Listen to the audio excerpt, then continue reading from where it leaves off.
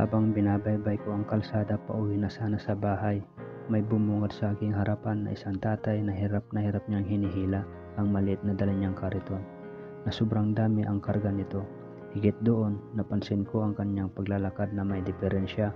Agad naman ako huminto sa gilid ng kalsada upang pagmasdan hanggang makadaan sa aking harapan, at napansin ko ang kanyang hinihilang kariton. Ito pala ay nasira ang isang gulong nito.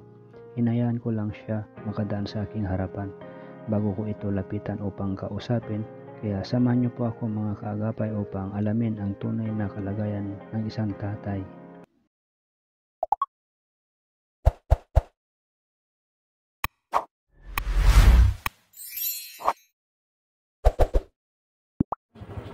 Wala pong problema na ma-video ko po kayo. Sige po, tabi na lang po muna tayo dito po. Hilahin nyo na lang po tayo. Ayan po si Tatay Apin, natabi po natin siya para kausapin.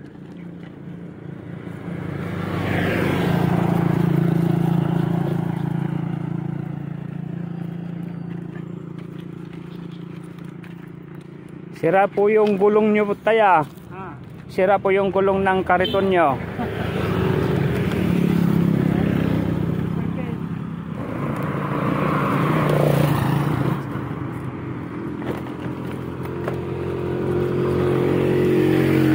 Tinulungan na lang po natin na itabi po yung kanyang kariton. Kausapin po. Tayo, saan po kayo na uwi? Dyan? Paano po yung kamay niyo tayo? Na-stroke?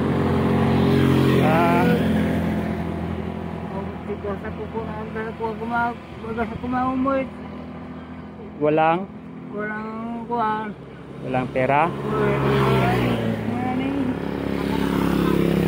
Tingnan niyo po yung kalagayan po ni Tatay. Stroke po siya, pero nakaya po pa niyang kumuha ng panggatong. Saan niyo to kinuha tayo? Yung panggatong? Doon sana. Ba't wala po kayong kasama? Ba't wala po kayong kasama?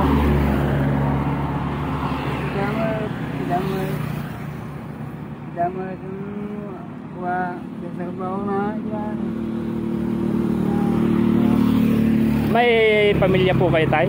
May pamilya po kayo? Oo. Ano pong pangalan nyo, tay? Frede. Frede. Frede? Oo. Frede Munar. Munar? Oo. Nagpagatin. Kailan pa nangyari yan? Nagpagatin na dahil surat tawon. Kailan po? 3 taon na nangyari yan? Ilan taon na po kayo ngayon, tay?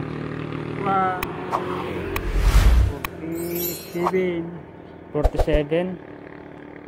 Maaga po kayong tay, na stroke. Ilan po ang anak po ninyo? 3? May mga trabaho? Wala? Nasaan po mga yon, yung 3 anak po ninyo, tay? Nasaan po yung mga 3 anak po ninyo? Sa bahay? Anong ginagawa? Hinayaan na lang kayong kayo yung kumuha ng panggatong. Yun medyo mabigat-bigat po yan tayo, yung hinihilan nyo Tapos yung gulong ng trolley po nyo, na siya.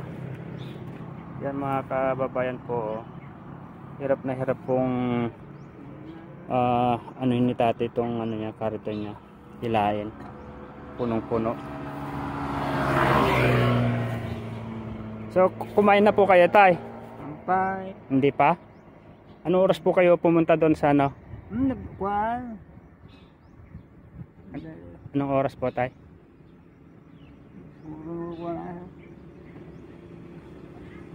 Alas 8, gano'n, alas 7. Alas 7, gano'n. Napapano yung kamay niya? Naninigas? Dahil siguro sa sa paghila-hila po ninyo ng kariton.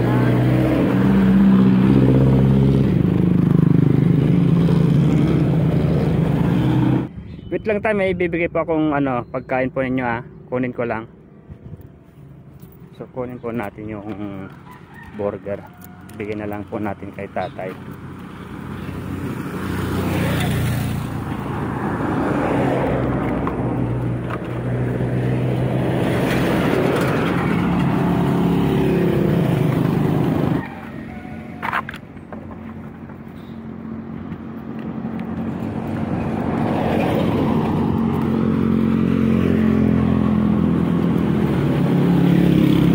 So yan tayo, ibigay ko na lang po sa inyo pagkain nyo. May tubig na po yan tayo, para ano, baka mahulog.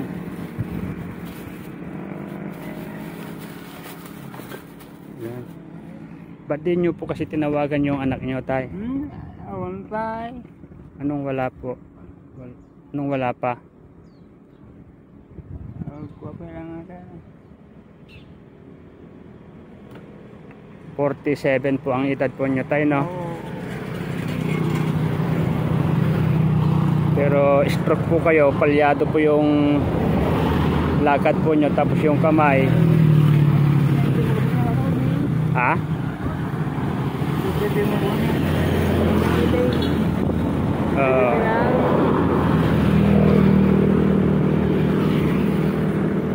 Masakit po yan? Masakit po yung kamay po ninyo? Pansin ko laging hawak ni tatay ang kanang kamay niya na kanyang hinihila. Sa sobrang sakit siguro ito, kaya labis ako naawa sa kanyang kalagayan.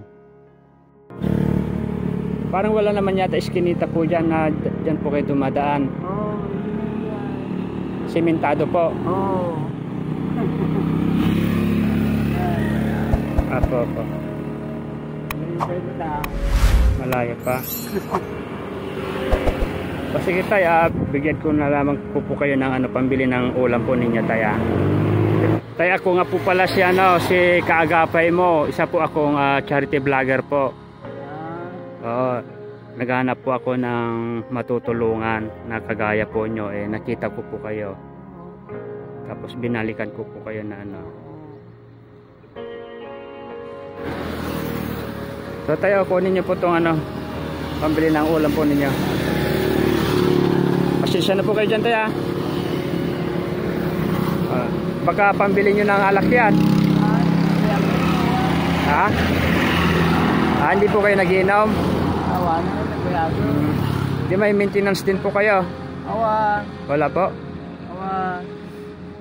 Saan po banda yung bahay nyo para pag sunod mapuntahan po kayo?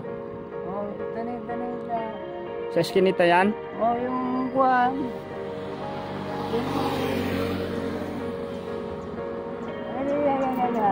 Dun sa lumabas na tricycle?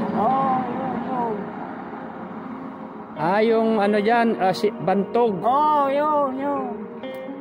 Anong purok po yung dyan sa bantog na yan? Para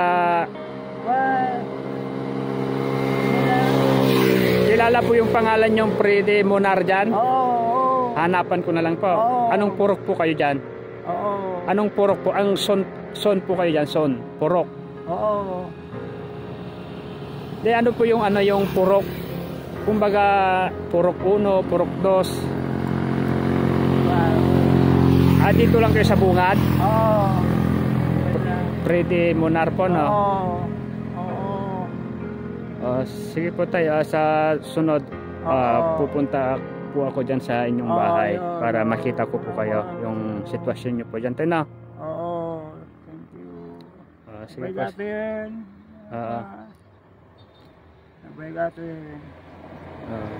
Si tatay nakita po natin, kaya binigyan na lamang po natin siya ng pagkain tsaka konting pera po na pambili po ng ulam po niya.